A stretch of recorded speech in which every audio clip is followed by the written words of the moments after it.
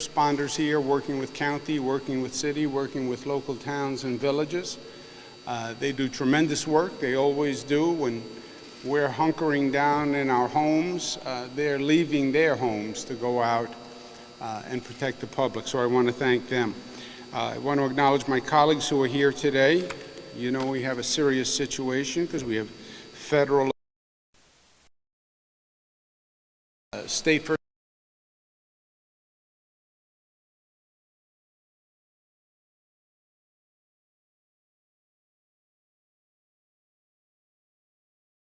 responders here, working with county, working with city, working with local towns and villages.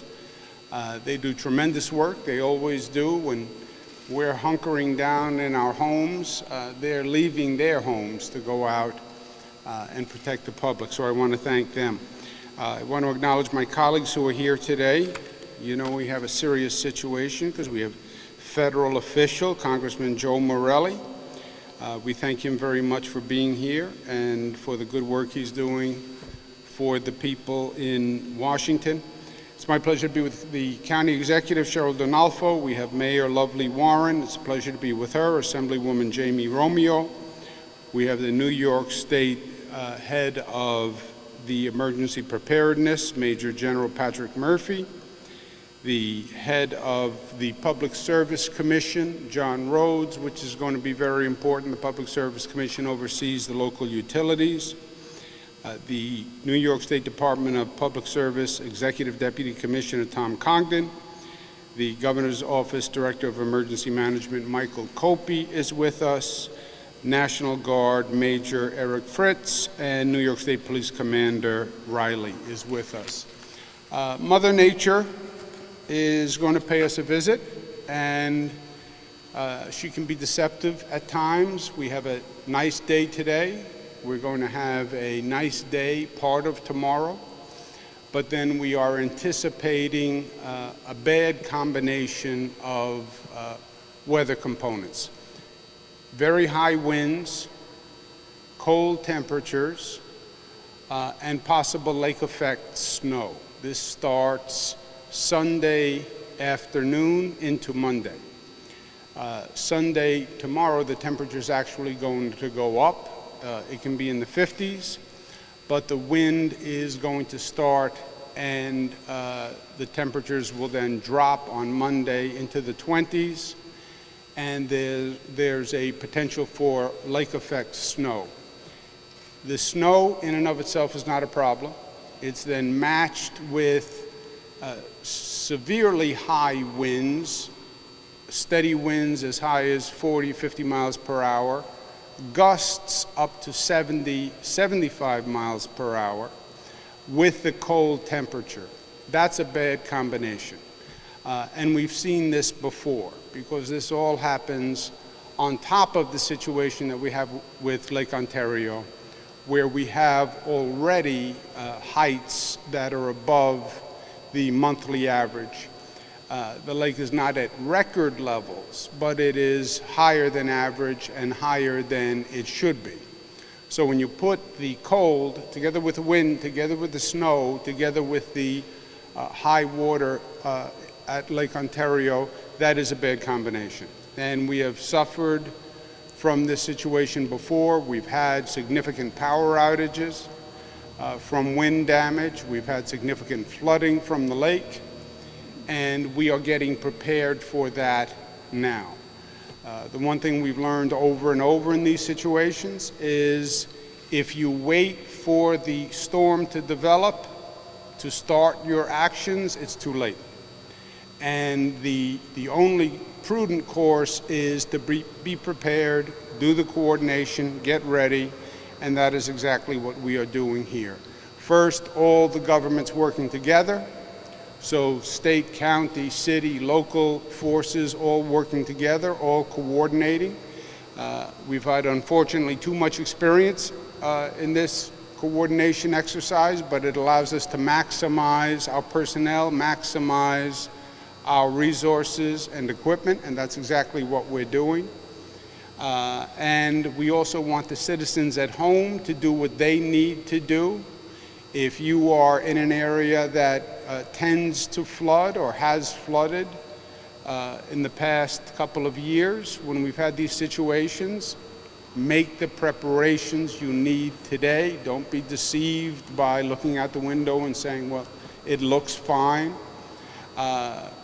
If there's a possibility of power outages, people now should have food, etc., that they need at home. Check on a neighbor to see if they need assistance.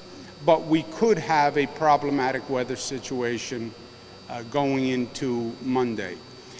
This is all compounded by the amount of water that is in Lake Ontario. As I mentioned, it's higher than average. This has been an ongoing problem for us. We have complained mightily and bitterly to the IJC, the International Joint Commission that regulates the level of the lake. We'll be sending them a letter today asking them to immediately expedite the release of water from the lake. We've had this conversation. I understand the connectivity between lowering the lake and corresponding bodies of water, but I know if you don't lower the level of the lake, we are going to have flooding and we are going to have a problem. We know that as a matter of fact because we've gone through it again. So I hope the IJC is more responsive than they have been in the past, and I hope they do it quickly. In the meantime, we are doing everything that we can to be prepared. We have our equipment pre-positioned. We have personnel pre-positioned. We have thousands of personnel who are ready to deploy. We have National Guard on standby. We have additional state police. We have emergency workers. We have stockpiles of emergency equipment that are all ready to be deployed. We hope for the best, but we prepare for the worst, and that is the best course going forward. I want to thank again all the first responders who, frankly, are getting too much work lately. Mother Nature has been throwing us a number of curveballs, and we've had to respond to a number of different situations. So they have done a phenomenal duty. And the National Guard, who just, God bless them, they are always there when we need them.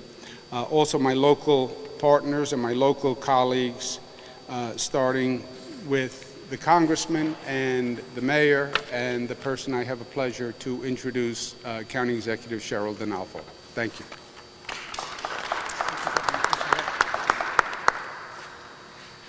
Well, good afternoon.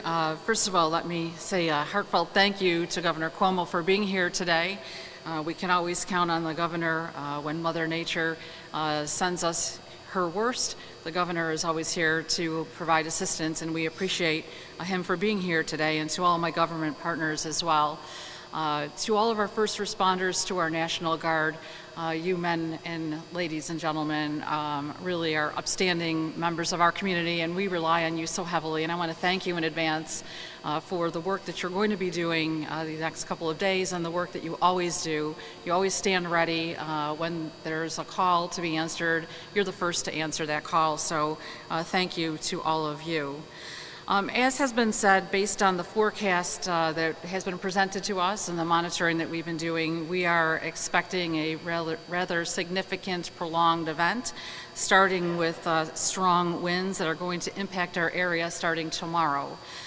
Based on the information that we have, this event will start early morning, Saturday night, 3 o'clock in the morning or so, leading into Sunday morning with sustained winds. After that, we will be seeing potentially significant wind gusts throughout tomorrow afternoon with a prolonged activity into Monday morning. So this has the potential for a very significant, prolonged event. And the reason that we're here today, this morning, is to make sure that our citizens, our residents, are well prepared for this event. I want the public to know that in preparation for this significant weather event, we have been in constant communication with our partners and local government and our public safety environment to ensure that we have the resources to keep our residents safe. I want to thank all of our towns and villages, our first responders who participated yesterday in our preparatory telephone conversation to make sure that everyone was on the same page as we prepared as one community of Monroe for this event. For our citizens, it can't be stated enough that you need to prepare for the worst and hope for the best. We want to make sure that our residents are well stocked and prepared to spend at least several days potentially without power. As stated before, it's always best to prepare for the worst if that weather does hit as we have anticipated. I'm encouraging residents now to get prepared, so things that you can be doing today.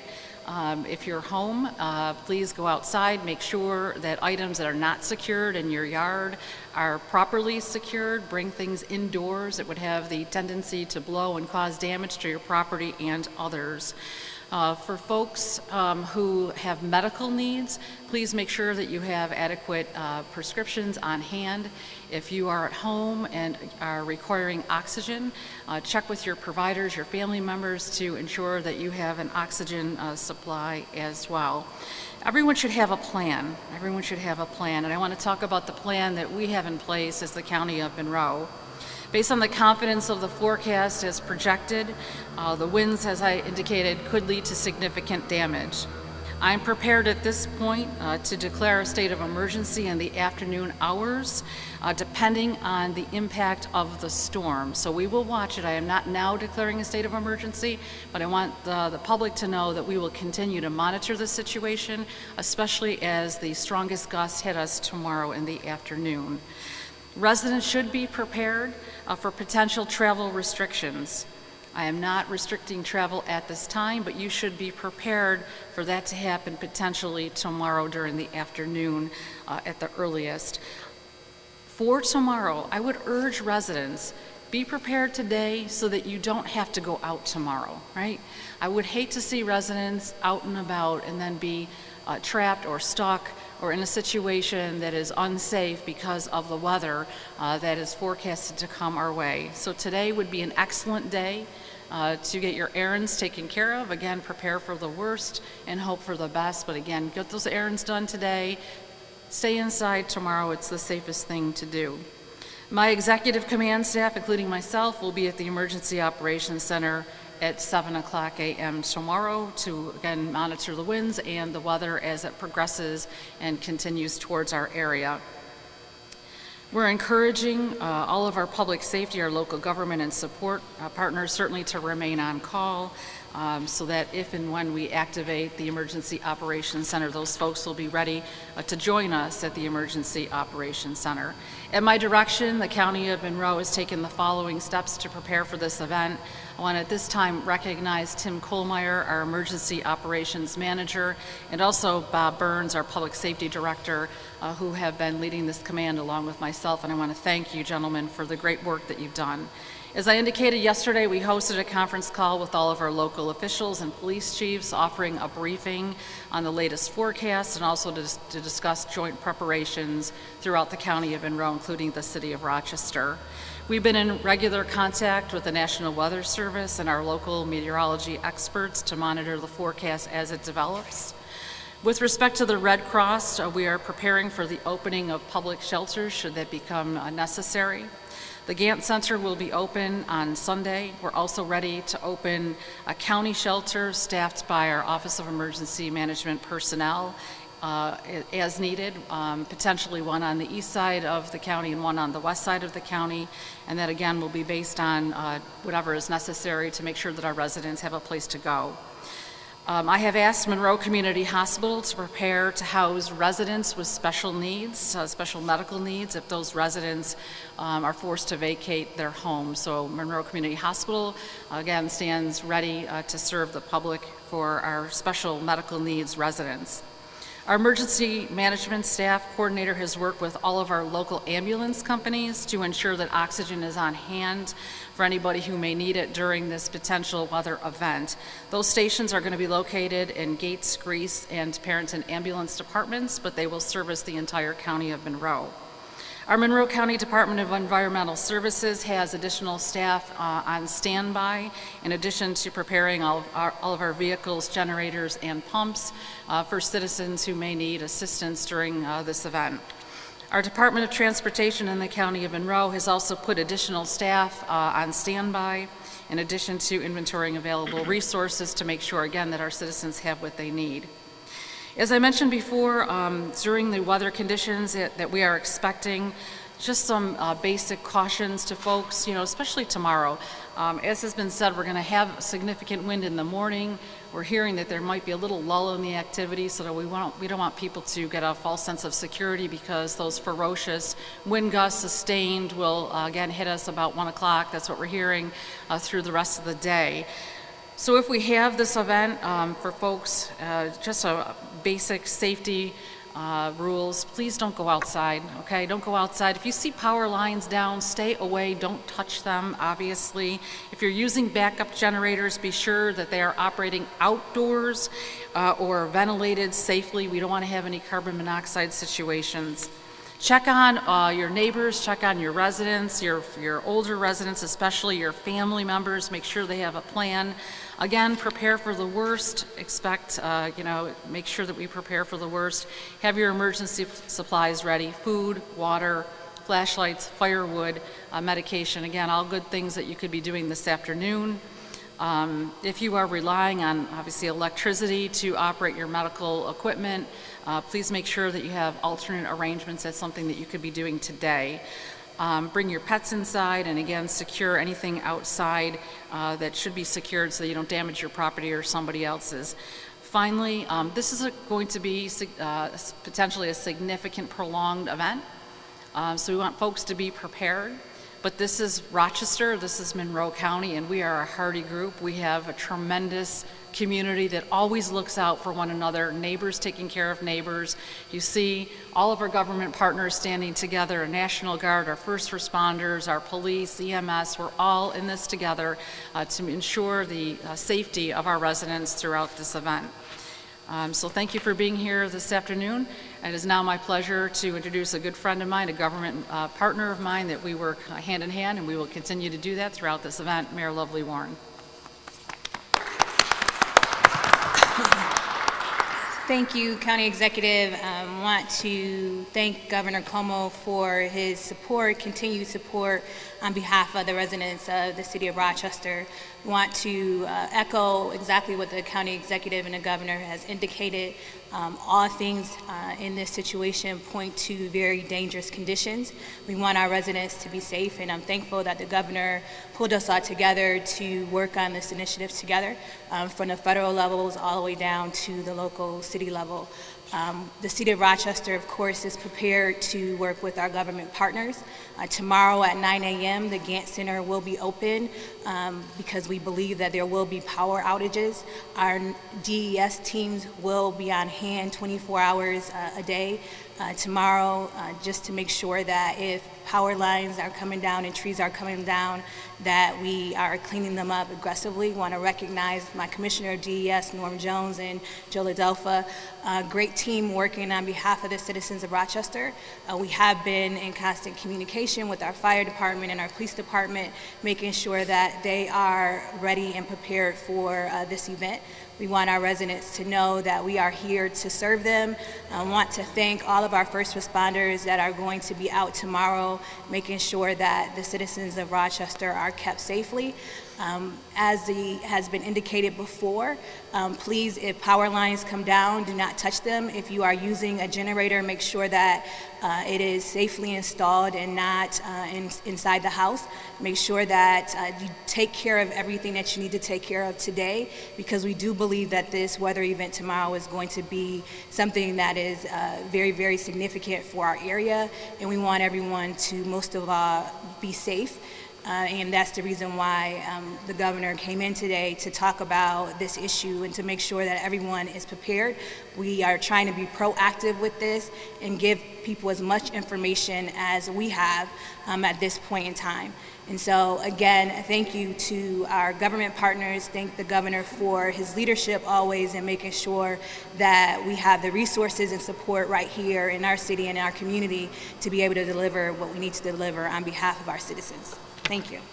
And it is my great pleasure to introduce a great friend and colleague and doing a great job in Congress, Congressman Joe Morelli.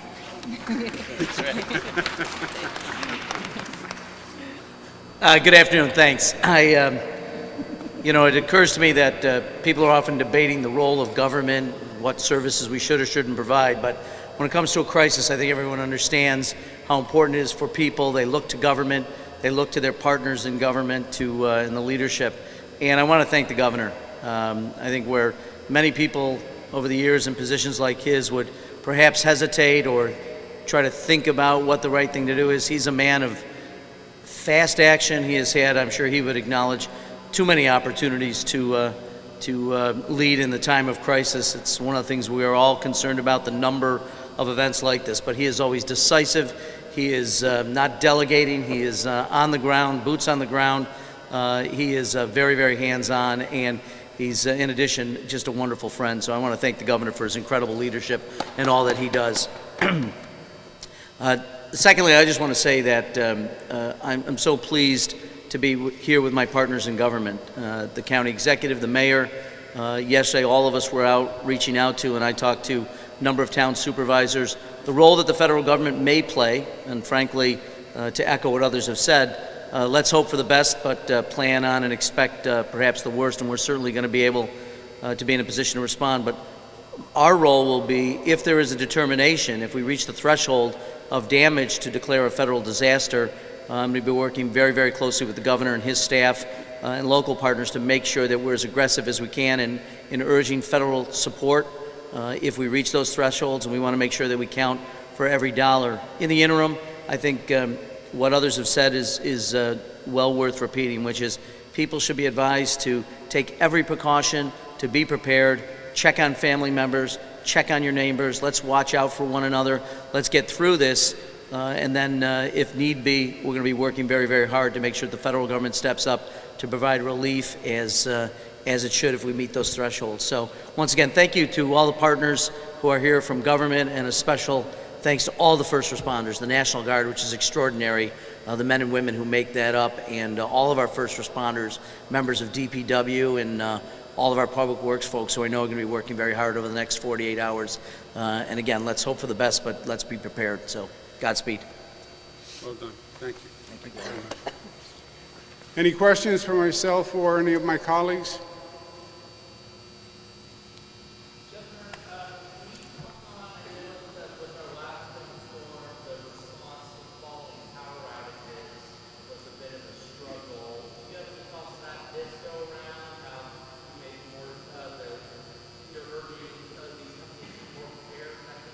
Yeah, you raise a very good point. Part of our hyper attention, if you will, and hyper preparedness is because of the experience we've had. We've seen what happens with the high level of water in the lake, and we've seen the damage of flooding, which has been quite significant in the past. We've seen what a windstorm can do and what power outages can do, and how long it can take the power to be reestablished. And we are preparing for that this time around. The utilities are regulated by the state, by the Public Service Commission. And we have made it clear to them in the aftermath of what I believe were unacceptable recovery efforts in the past, that they have to staff up with the personnel and the equipment to be able to respond to this type of emergency. They use the expression, the new normal. The utility companies no longer have the right to say, well, we were surprised by this, right? This is a once in 100 year occurrence. We have a once in 100 year occurrence 5 times a year now. And we expect the utility companies to be staffed up, proficient, and ready to respond on a timely basis. And we've had very direct conversations about that. We have penalized utility companies in the past for bad response, and I have gone as far as saying they don't have a right to be the utility company for a region. You know, that's not a God-given right. There's nowhere in the Old Testament or the New Testament that it says you have the right to be a utility company. They are licensed. And when the sun is shining and everything is going well, that's one job. The job we need done is after a storm and the recovery. And in the past, the recovery has taken too long. Now, the good news is this is more of an upstate Western New York storm than a statewide event. That gives us the opportunity to redeploy our own personnel and our own equipment. So we're sending personnel and equipment from downstate New York to the Western New York area to be able to supplement what happens here in Western New York. We're also asking other states, surrounding states, to have their utility crews on standby, what we call mutual aid. When Massachusetts or Connecticut has a problem, or Pennsylvania, we send our utility crews to help them. And I've asked them for the same consideration here. So if we do have a bad windstorm and trees break and limbs come down and power lines fall, etc., first, it falls to the utility. Second, we have our mutual aid network. Third, we have additional personnel from all across the state on standby to be here and be ready. Part of it is unavoidable, right? People tend to be impatient. The storm is over, the wind stopped, I should be able to flick the switch and the light should be able to come back on. That's not realistic either, but the prolonged delay that we have seen in the past, that is wholly unacceptable.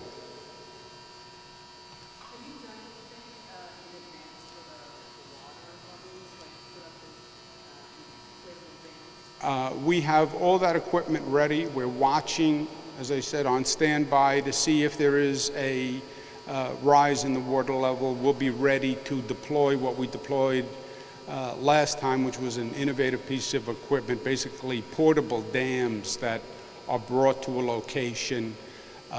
They're then filled with water. They're large water bladders that serve as a temporary dam to protect the shoreline. They worked well in the last situation, and we have them ready to deploy again. Hopefully, we won't need them, but if we need them, we're ready. Okay, thank you all. Thank you.